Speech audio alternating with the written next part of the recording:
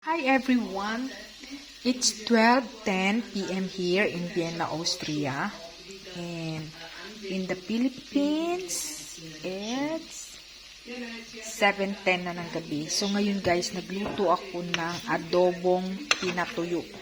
Yan guys, oh. Yung mantika na lang guys ang natitira.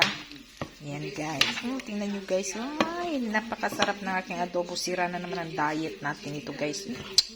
Yan guys, oh.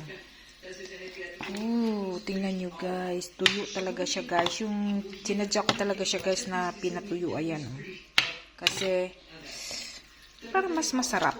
Masarap kasi guys yung patuyo guys. Tapos lutuin mo siya sa sarili niyang mantika guys. Kasi makunat-kunat siya guys. So, ang sarap niya talaga guys. Promise.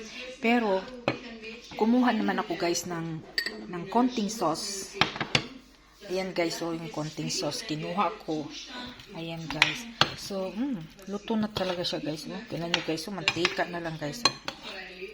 Mantika na lang yan guys. Yan.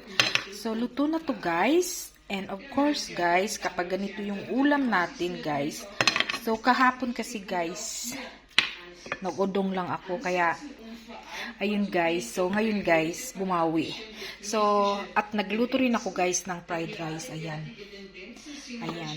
And of course guys, kapag ganito yung ulam talaga guys, rice is life. Ayan.